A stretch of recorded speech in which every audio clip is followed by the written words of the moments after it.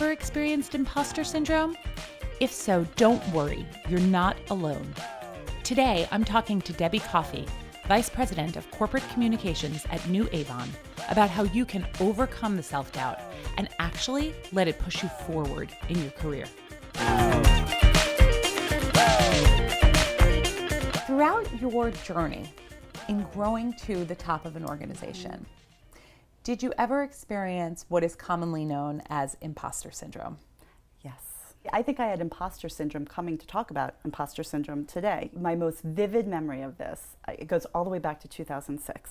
And I was a newly promoted vice president, and I was young. I was one of the youngest VPs at Avon, and I was very self-conscious of it. And from time to time, colleagues would ask me how old I was. It caused me to have these feelings of being an imposter, and oh my gosh, how did I get here? I'm so lucky. I should be so thankful. I must have just been in the right place at the right time. And so as I was dealing with all these feelings, it's funny because one of our very top leaders of the company was being honored by an industry trade organization. And the first thing that she said is, "I've been waiting for years for everyone to find me out." And I was like, wait, what? I was like, I thought I was the only one who felt that. And here, my hero was so generous in putting a spotlight on this. Do you think because of that, it's important for us when we get to certain positions to be able to talk openly about this, and Yes. that we still experience this today? It doesn't matter what position you're in. Absolutely. I think talking about it and supporting one another through it is so important. And for me, I'm always gender agnostic with this, and Yes. I think it's a human issue. I think it's human nature for those voices in our head to get out of line.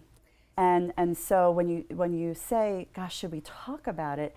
I think it's important to talk to male and female colleagues about it. Women and men seem to experience imposter syndrome across the board. We all have it.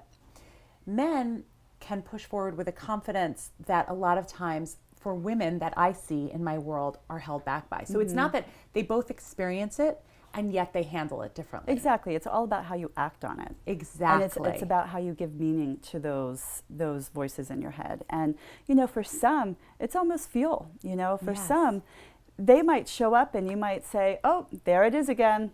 You welcome it, you greet it, you give it a name.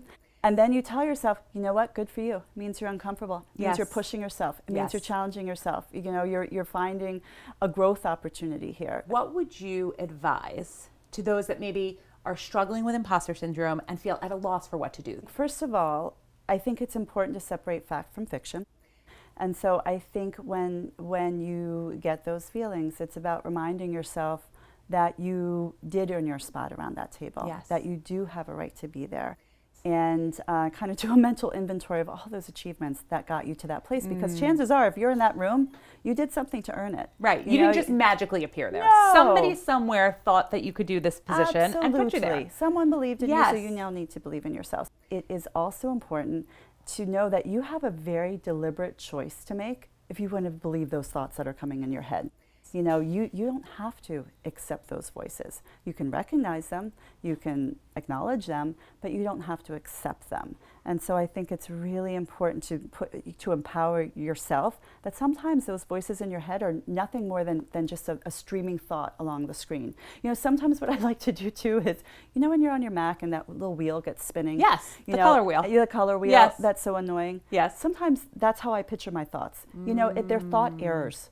There's something wrong in the programming, and you just got to let that color wheel go. Have you ever written down any of your feelings about that? I haven't, but I am very vocal, and Yes. I surround myself with a lot of people who give me a lot of support. It's important that you build trusting relationships at work so that you can go to people and ask for that very honest feedback, and I do that a lot. And then also, something I always like to think too is you got to be your own best friend. Yes. And so if you were sitting around a conference room table, and if your very best friend, and I know who mine is, I've been best friends with her since 4th grade. If she was sitting next to me saying, oh my gosh, I don't think I deserve to be here. I just got lucky. Someone's going to find me out. I'm going to be exposed. I would turn to her and say, oh my gosh, are you kidding me? You're amazing. Look at everything you've accomplished. Look at all the ways you've earned your right here. And you kind of need to turn that and be a little self-reflective and give yourself that pep talk of your own. What about the concept of fake it till you make it? Act as if you're Right. confident. Do you see merit to fake it till you make it? Being fake is being inauthentic. So are we saying that it's inauthentic to be confident in yourself. Is that inauthentic? I don't think that's inauthentic. I think the most authentic thing you could feel is self-love. Debbie, I'm so happy you came on today. Thank you for having me. I'm so appreciative of having you on, and you are the real deal. Oh my gosh. You are. Right back at you. Thank you.